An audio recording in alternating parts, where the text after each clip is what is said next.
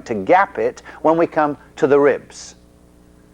And you don't have to be sort of like specifically accurate to the level. We can lock right the way below that level when we're dealing with ribs, and just make sure that we're dealing with a rigid spine, and then stop the ribs following that spine, and we will get a gapping.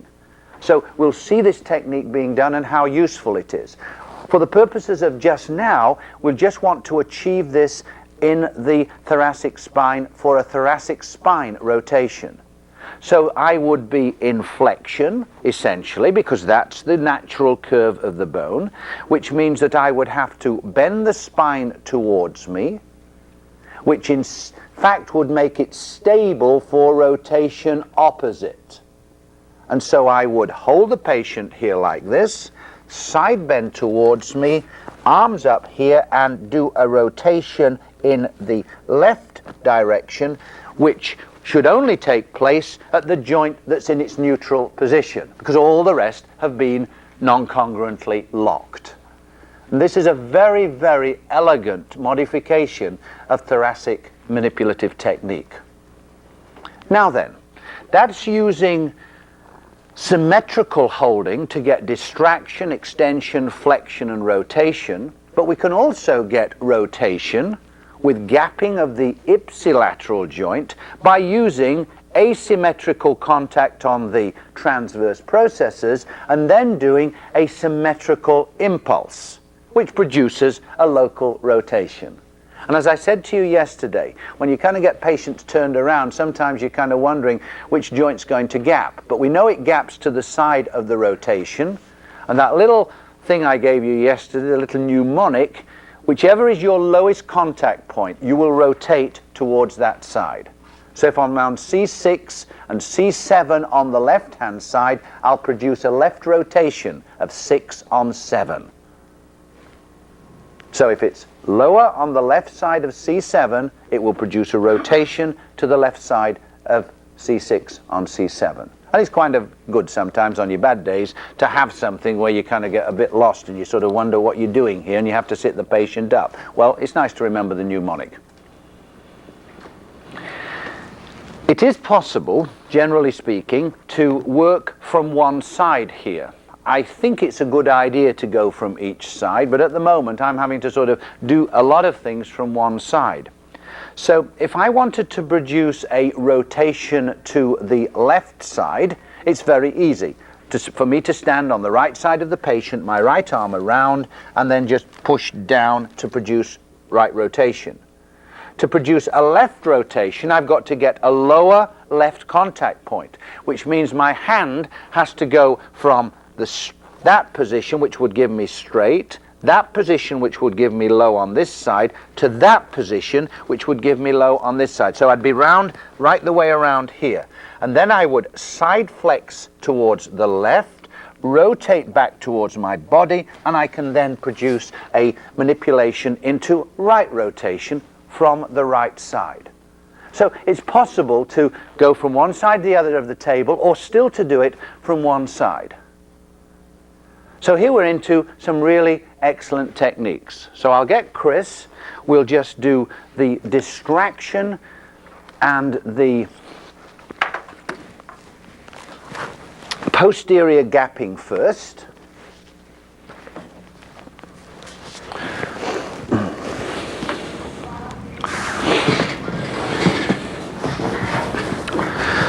All right. Now, we need the patient as close to us as we can get, but so that they don't feel that they're going to roll off the table. Occasionally you've done your examination, you've made your little mark on the back with your fingernail or whatever you use. All right? You've had a little chat to the patient, talked about things and so on. And then we roll the patient over like this, and the little mark has disappeared. Okay? Like this. So you think, oh golly, I've got to go through all this again. So what is quite useful here is that even in this position, what we can do is to just take the joint, we'll know roughly where it is, and we can go into a slight extension motion in this position. It's a very useful last little check, or we can rotate it by just coming around in that position. I'll see if I can find one of Chris's that perhaps needs to be done. Yeah, that would be my impression. That's a bit hyper there. And then we come on to about here. Okay, so we can identify a problem here. And so I'm looking at about T6, which means I've got to really accommodate that kyphus when I roll him back over my hand. So I think of T6. Here we've got 3 fingers widths. Let me see your fingers. We're about the same. So I would look at that tender T6, T7. I've now got to go up onto the transverse processes associated with this joint. So it'll be 3 fingers widths. And then I engage the transverse process. Now, I'm going to use the technique of going, because of Chris's size, of going through his arms here. But he could, for smaller people, say like Kelly, she could probably put her arms behind her head and support the neck. All right? So I can come into this position. I've got myself just about ready. I will accommodate the curve here, and I'll roll him back onto my hand like this. And now I'm in a position to just fine-tune the technique and decide, am I going to do a distraction or a posterior glide? So it'll be either that or that. We'll try the posterior glide. I'll just ask him to gently breathe out, follow it up, and then do the technique. So this isn't a major thing in this patient's life. It's just a sort of thing of finding a movement and then just doing a little release. Now, I did put on the film, and I'll try and remember the bits, that I put on there. With this position that we're using here, you've got to sort of look after the neck. And it's quite difficult sometimes, particularly if you're fairly low, and I'm sort of holding in a position here, for example, to get down there with Chris. And I want to sort of really accommodate this. I'll put it into a lock and all this, but I could get him to support his own neck, not by putting his arms around the head, because the lower you get, the more difficult this becomes, because it really forces the spine into flexion, and we don't want that. So I can place the towel around here, and he can just hold that. So now he's in a very good position. This is kind of actually a good position for doing abdominal exercise, and if you don't want patients with their arms, up on the head and everything, it works quite well just to sort of stick that round. And then I can just sort of probably let him look after his neck, and I can come round and look after the vertebral bones here. All right? So that's what we're looking at here. The distraction, which will just be going at right angles to the curve. So you're trying to think, of longitudinal to that curve, and you're just coming at right angles to the disc. Or if we do the posterior glide, we're translating through the disc and going at right angles to the zygapophyseal joint. So that's the plan. We're just doing a symmetrical technique. Bilateral gapping or bilateral caudal gliding with discal separation. Let's try those 2 techniques without any variations to start with, so we can really crank through this. I needed that. Thank you. You needed that. in management, for one thing. If we're taking this thoracolumbar junction, we've generally speaking got some sort of hypermobility around there. If the hypomobility is below, then of course we would be using the lower lever, and I would probably be doing it in side lying. If the hypomobility is above, it gives us the possibility of using a bigger lever. And when you look at Stoddard's book, which is still the sort of classic book, it was one of the first out which revealed the secrets of the osteopathic profession in Britain to the hungry masses. And of course, Stoddard, some criticism, because these secret techniques were now being given out, but he was a medical doctor and there was nothing they could do about it. But he's an excellent manipulator, is Stoddard. And his book is still a classical book. And he does demonstrate 1 or 2 techniques in sitting with actually soft locks, which I kind of wonder about and think we could perhaps improve somewhat. So, this is for you, just a little exercise in management. And we won't spend a lot of time on it. But let's say that we'd got a segment, if I could just borrow your pen for a sec, okay, we've got a segment, let's say, about here, which is like that, which is hypomobile, all right, and below it, it's hyper. So I'm in a position to try and stabilize this, and if I'm using the flexion lever here, I'd probably try and put this in the extension lever, if I'm using the top lever. So I need the wedge, which... Right. And obviously we all need to get wedges or make wedges or something. I think it's probably better to buy them than try and make them. I've made them out of polystyrene and they're flatten out and they're not worth the effort you put into it. So in terms of an extension lever, which is going to be resistant for right rotation, I will side flex him to the right, which means that this spine, because of the normal coupling, will rotate to the left, which will mean it will be resistant to right rotation. If this movement tries to get into it, it will resist it. So we will leave this in this position, and because this is hypermobile and I want to try and create as much stability as possible, it would seem reasonable to use that extension lever. So that would be the coupling for that. Now with the top one, we'll get the S-shaped thing here. So I'm going to side bend him in the top lever. Because I'm going to go into flexion, I shall side bend him down 2, but not to include that one. I've already flexed him down 2 and then backed off. So we look at all these 3 movements. So I flex down 2, back off. I come down 2, back off just a little bit. And now I build up my tension right into, and if it's, let's say, T12 L1 that I'm trying to do, then T12 should be in this lever. L1 T12 space should be neutral. And then what I'm going to try and do is to engage the transverse process with my hypothenar eminence like this, feel that movement, and then I'm going to do a little thrust through here. So I'll try and get way behind, try and lock down 2 and in, and then do a little thrust like this.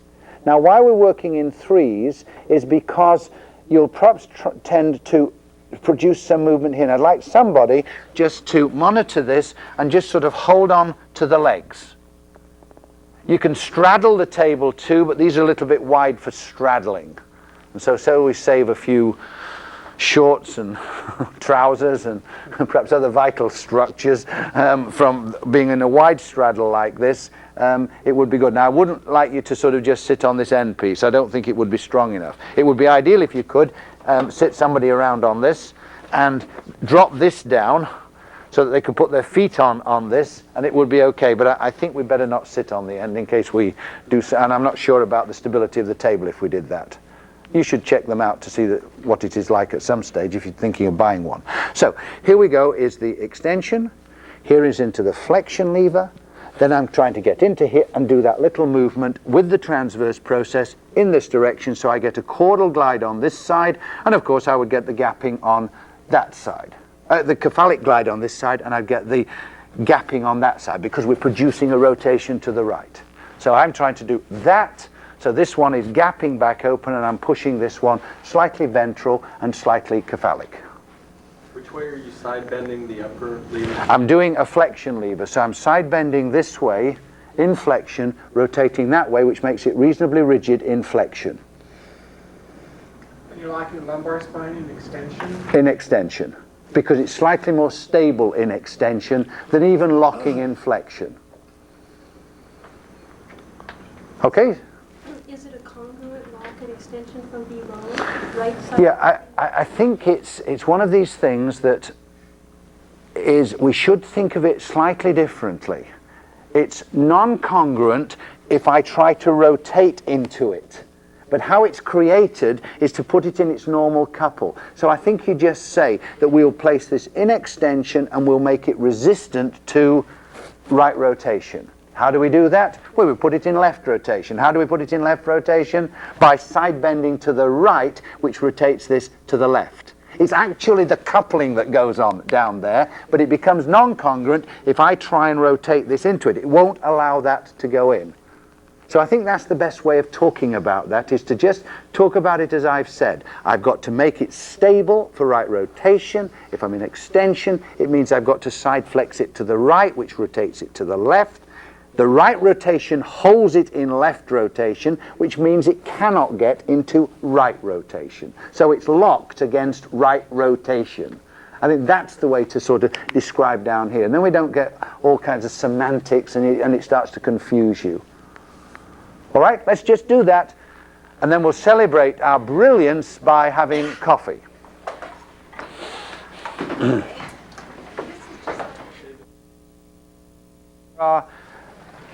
The two articles that we've given on thoracic dysfunction, there's the one by Bogduk, which looks at the neurophysiology of the development of thoracic segmental pain. And there's also the article at the back of the book on thoracic disc protrusions. And I think you should read both of those, because although thoracic discs are rare, because of the size of the neural canal, which is a very small diameter, a small anterior bulge can cause major problems, and particularly when we think of the critical zone of vascularity between about T4 and down to about T9. And just like the blood supply of the cervical spine, see, I'm getting quite American, of the cervical spine, all right, where we have individual vessels which are quite enlarged and supply several segments, although there are vessels at every segment. In the thoracic spine, there is a major artery, the artery of Adam Wyckovic, or the arteria radicularis magna, which actually supplies quite a big section. And so where that goes into the thoracic spine, if you had a bulge at that level, it could have a major influence over a big area. So it's good to look at the dangers in terms of diseases, the anatomical significance, and I'm talking now about those of you, and hopefully all of you will, challenge the examination. These are the kind of questions that are asked as far as, you know, the specifics of manipulation. What are the considerations that we as safe manipulators have to just have in our minds? Now, that thoracic disc lesion one is really important to just get the handle on. And these were the sort of, some of the key things. You have a screen up there. Oh, yeah, of course. Thank you.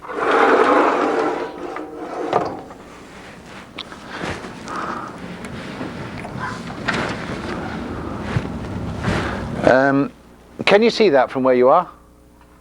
Just about? Well, I'll read it out. Okay, so the common, this is an interesting thing. While on that diagram we didn't see anything, that the commonest initial symptom was pain in the back. And there was some radiation in the legs, the groin, or the pelvis. And this is like a summary from that whole article. And that there was increased pain when intraspinal pressure increased and on neck flexion. So if we did a Valsalva, or we went into what we call the dural sign, there was an increase of pain.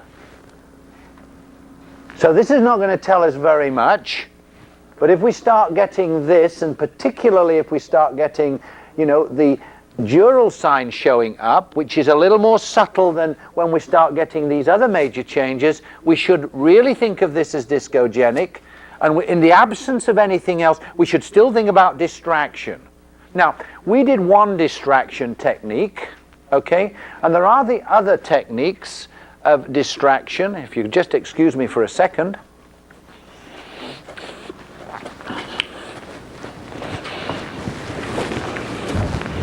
Which we can do in sitting.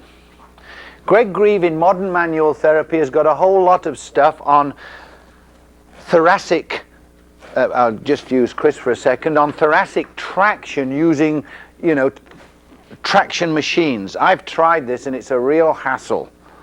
So I tend to go back to this kind of thing and also to that. And I really do like the distraction applied with the arms like this and just pulling up and holding and checking out that there's no increase of pain and so on. So I think as a mobilizing into distraction, that lying technique with the arms like this is just an excellent technique.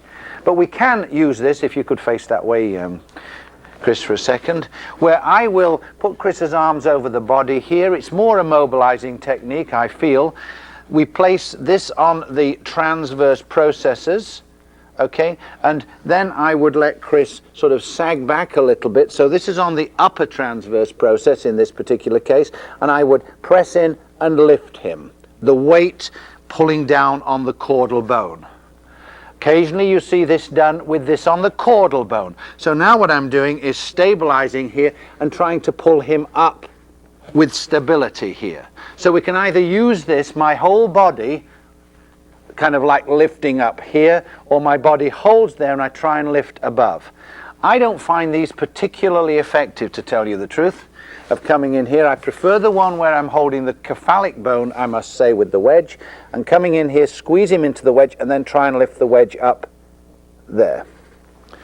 If I'd got a case where I would add to this dural sign by the business of what happens when I distract you, and what happens if he's got some soreness, you know, and hyperesthesia here, and I get just above it, and I push down like this, following Cyriax's rule of not sort of compressing a lot of other joints or testing over more than one joint if you don't have to, and just pushing down there, and that really increased it and that really reduced it, then I would be using distraction methods. And if this was going, I would think about these incipient discs.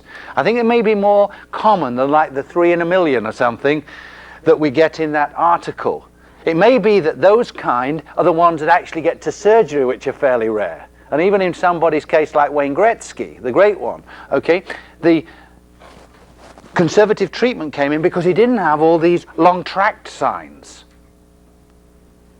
So we're kind of looking at subtle things. Once we see long tract signs, I mean, now we realize, you know, let me call the ambulance and you get up to the hospital or whatever, or back to your physician.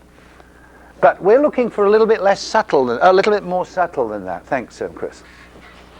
The outstanding symptom was that thing we spoke about yesterday, which you saw on that thing, you know, the pushing feeling here, the band of tightness here, the right leg stuff where we'd got irritability, which feels as though it had been rubbed by liniment, and then the pain here and the pain at the back of the leg, scattered through a whole variety of dermatomes. So it's obviously irritability on the long tracts, on the spinothalamic or something like this, that was causing that disorder of appreciation of cortical interpretation by the brain. So obtrusive or disagreeable paresthesia below the level of the lesion. It was sometimes one side, sometimes two sides. So that doesn't give us any great help. They were unpleasantly distorted symptoms and sensations widely distributed in the legs and trunk. So if we come across somebody like that, you know, is this what someone was talking about the other day, a neurological condition like MS or something?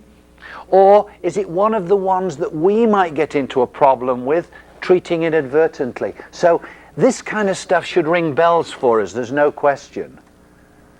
There was a loss of interpretation of temperature, and there was a numbness in the trunk or legs, usually bilateral. So we've got dysesthesias, sometimes interpreted as inability to determine temperature, and numbness in the trunk or legs. Now the signs that we got were weakness in the legs, often both. And I'm not sure whether this would be more a patient saying that they were weak or a definitive measurement of strength. Perhaps you could try and ascertain that from the article. I think it was patients saying that they felt weak in their legs. But this is a major thing here, that even with major weakness in the legs, bladder control was maintained. So we can't, if we've got all this, kind of cavalierly reject it because the bladder control is okay and there's no problem with the bowel.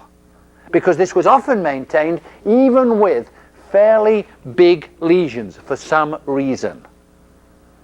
So although it can go, it was maintained so frequently in major lesions that it's not like a comfort thing. Okay, well, we can look at all this and yeah, your blood is okay, so I think we can kind of go on with this. That doesn't give you that leeway. So if we link that with the diseases, if we look at the rare but very important thoracic disc problems, if we look at the ones that we don't know but we kind of give it the benefit of the doubt because we've got dural signs, I think we'll be in safe ground with this. David, Yes. was this a case study on one disc, or are these symptoms? No, these are symptoms over a number. That was a case of one patient. It was an example of what was going in. But there were quite a lot done in this particular neurological center. But there's not great numbers of patients that get in. And this was an older article. It was before CAT scans and before MRIs. MRIs are showing small bulges in many areas, but of course, in the lumbar spine we've got, what is it, a 30 or 35% false positives with MRIs anyway. Yes, Bill? What kind of history are these people presenting with? I mean, these thoracic disc people, is it mostly trauma? Not necessarily. It can be all kinds of things. I mean, Gretzky's, he was hit in the back and it did a hyperextension twist. But there are all kinds of things. Falling and compression injuries could do this. But I mean, we've got a fair amount below to absorb this, so it means that these, with the discs being much narrower and so on, there's perhaps not the same absorbing capacity or function in this area of the spine, so something else is taking the load. Yes, Don? Is Gretzky back playing again? Yes. He's not reached the same standard as he was before, I think. But it's hard, isn't it, when you're making 14 million a year and your back hurts to kind of, and your endorsements are coming in to kind of keep up the pressure. He's not like manual therapists who keep it going. Any other things on this? So I just wanted to sort of just kind of link that together with the excellent techniques we're doing here. There is a slight downside in this area, much less than perhaps elsewhere, but the consequences of making a bad assessment in the thoracic spine are probably greater because of the size of the canal, the restricted nature of the blood flow, and the fact that discs can immediately press on the spinal cord. So, This blood vessel that you talked about, Adam Vajkovic, yeah, is it always occurring at the same level? not always at the same level and not always at the same side. You'll have to ask Anne about this. I think it's sort of like left side T8 or something like that is more common than. But look it up, because I might have told you the wrong thing. How do you spell it? I will spell the arterialis radicularis magna. Okay, so the radicular artery that's big. That's the Adam Vajkovic one. I can't spell Adam Vajkovic. Dave Reed, our orthopedic surgeon that does the exams in